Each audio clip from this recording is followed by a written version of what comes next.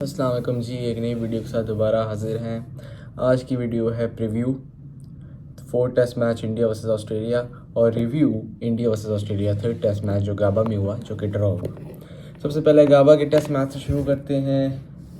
बारिश बारिश बारिश बारिश, पता नहीं कितनी बार बारिश होती रही है, एक दिन में 10-10 बार बारिश होती रही है।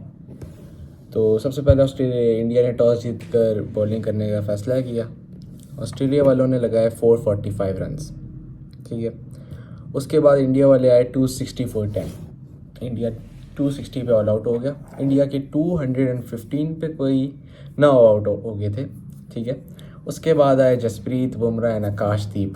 मुझे लग रहा था, सबको लग रहा था कि फॉलो ऑन हो जाएगा। हालांकि केएल राहुल इंडिया के ओपनर ने कहा कि जैसी नौवीं विकेट गिरी, आकाशदीप गया तो मैं पैड अप हो गया कि मुझे पता है फिर से बैटिंग आ रही है। लेकिन नहीं, आकाशदीप ने पता नहीं क्या किया, मुझे नहीं यकीन आता, किसी को नहीं आता। उसने आके ऑस्ट्रेलिया के अच्छे अच्छे बॉलरों को भी छक्के चौके मारे हैं। आकाशदीप ने जी स्कोर किया है 31 और साथ बुमराह 10। तो इंडिया ने फॉलो ऑन अवॉइड किया। फॉलो ऑन जैसे ही अवॉइड हुआ, चौका लगा अंदर इंडियन ड्रेसिंग रूम में, ऐसे खुश हुए सारे जैसे पता नहीं कोई वर्ल्ड कप जीत गए। लेकिन इस चीज़ से इंडिया को मोमेंटम मिला है, ऑस्ट्रेलिया से ऊपर मोमेंटम मिला है। उसके बाद ऑस्ट्रेलिया वाले अगले दिन बैटिंग करने आए, डे 5। 89 फॉर 7 ऑस्ट्रेलिया हुआ और डिक्लेयर कर दिया।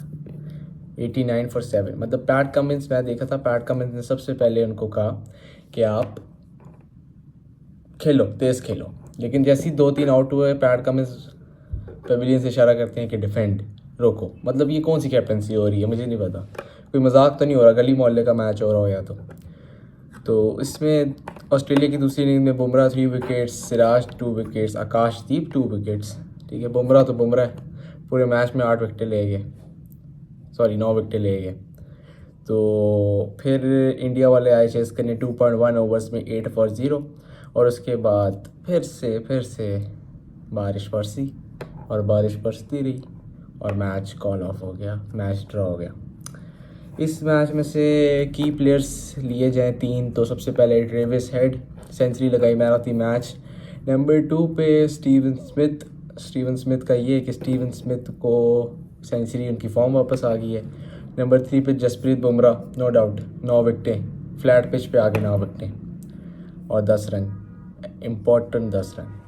और सबसे जो की प्लेयर था वो था आकाशदीप। क्या उसकी बॉल स्विंग हो रही थी, किसी और बॉलर की बॉल इतनी स्विंग नहीं हो रही थी, उसकी स्विंग हो रही थी फर्स्ट इनिंग्स में। उसने आके इंडिया को फॉलो ऑन अवॉइड कराया। विराट कोहली का बैट लेके आया वो बैटिंग करने, तो आकाशदीप की प्लेयर था। तो अब हम बात करते हैं preview India versus Australia 4th test match Melbourne में एमसीजी के अंदर। तो इंडिया के लिए ये मैच जीतना लाजमी है, ठीक है। देखें, अगर ये सीरीज़ ड्रॉ होती हैं तो बॉर्डर गावस्कर की ट्रॉफ़ी इंडिया साथ लेके जाएगा, क्योंकि पिछली बॉर्डर गावस्कर ट्रॉफ़ी भी इंडिया जीती है, तो इंडिया लेके जाएगा अगर सीरीज़ ड्रॉ होती है। लेकिन बॉर्डर गावस्कर ट्रॉफ़ी से ज़्यादा इंडिया के लिए इंपॉर्टेंट है WTC का फाइनल। तो हम सपोज करते हैं कि साउथ अफ्रीका फ़ाइनल में चला गया, पाकिस्तान को एक टेस्ट मैच हरा के चला गया। अब बची 2 टीम्स, ऑस्ट्रेलिया और इंडिया। तो मैं ये कह रहा हूँ कि जो टीम भी ये दोनों टेस्ट मैच जीतेगी वो WTC का फ़ाइनल खेलेगी। और ये कहना गलत नहीं होगा कि इंडिया के पास अभी भी ज़्यादा चांस है, क्योंकि जिस तरह ऑस्ट्रेलिया वालों सेकंड इनिंग्स में आके आउट हुए जल्दी, उस तरह उनके मुझे नहीं पता कौन सा माइंड सेट है। तो मुझे तो यही लग रहा है कि मेलबर्न में इंडिया पहुंच जाएगा। और इंडिया पिछले 10 साल से मेलबर्न में नहीं हारा, चाहे वो पिंक बॉल हो ना हो, वो नहीं हारा मेलबर्न ग्राउंड में। और उसके बाद आखिरी सिडनी में, उस पर बात करेंगे। अभी MCG पे 26 को है, तो इस पे भी मैं आपको यही कहूँगा कि इंडिया जीतेगा, क्योंकि इंडिया हार नहीं मानेगा। तो अब इस मैच के मैं, अगर मेलबर्न में जो मैच है उसमें अगर मैं कोई सी 3 की प्लेयर्स ले लूँ तो पूरे मैच के, तो मैं लूँगा सबसे पहले मेलबर्न है तो मिचेल स्टार्क, जसप्रीत बुमराह, और एक मैं लूँगा उस्मान ख्वाजा। MCG में अच्छा, उनका ये स्कोर MCG में है, उनकी बहुत अच्छी एवरेज है MCG में। और अगर स्कॉट बॉलैंड खेलते हैं तो वो भी अच्छा करेंगे, स्कॉट बॉलैंड ऑस्ट्रेलिया के।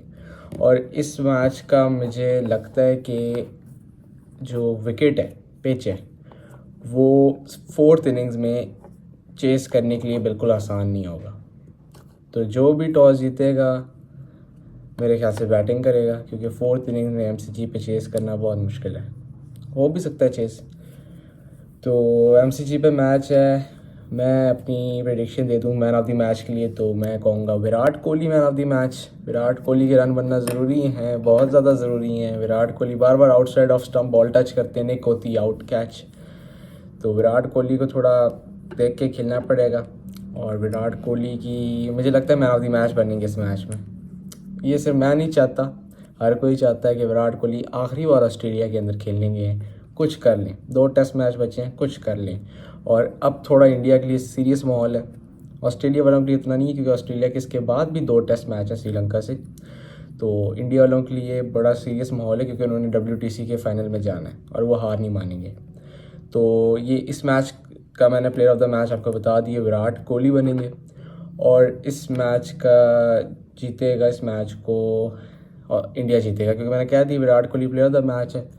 तो इंडिया ये मैच भी जीतेगा MCG में। बस दुआ करें कि बारिश ना हो। इसके बाद उस दिन डे 5 पे जब बारिश हो रही थी, तो हमने कोई वीडियो देखी कि विराट कोहली और रविचंद्रन अश्विन एक दूसरे से गले मिल रहे हैं। तभी हर बंदे सोच में पड़ गया ये हुआ क्या। तो रविचंद्रन अश्विन इंटरनेशनल क्रिकेट को अल्लाह हाफिज़ करके, खुदा हाफिज़ करके चले गए।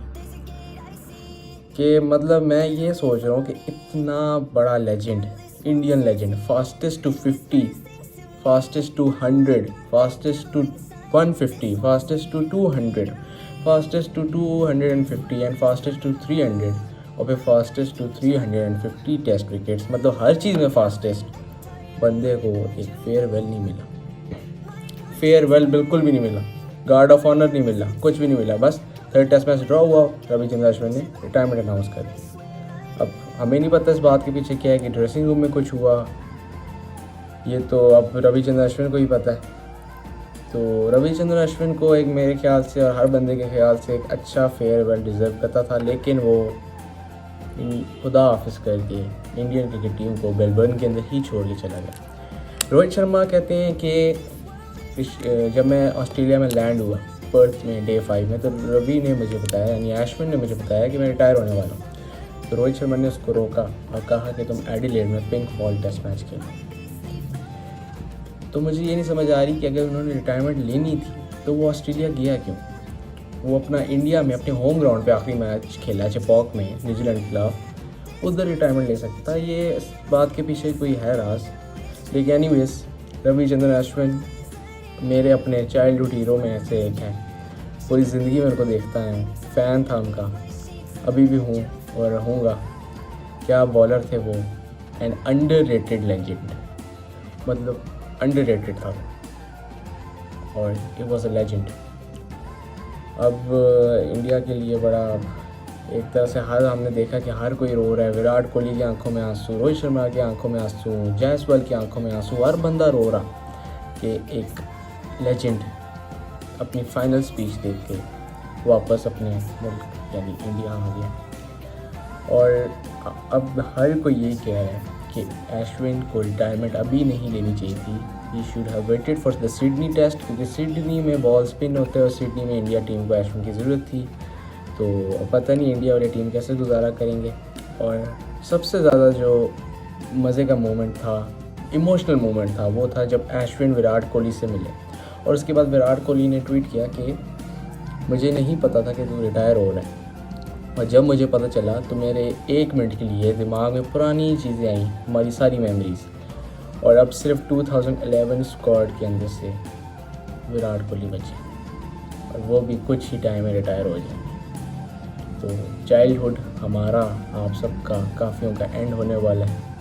इस साल पता नहीं कितनी सारी रिटायरमेंट्स आई, Tim Southee, Virat Kohli T20 से, रोहित शर्मा, 1 फॉर्मेट हो, 3 फॉर्मेट हो, IPL हो, Dinesh Karthik, Ravichandran Ashwin, Ben Stokes, Matthew Wade, David Warner, सब चले गए। मोइन अली तो चले देखते हैं अब क्या होता है। He was an underrated legend. Ravichandran Ashwin, the nation will miss you.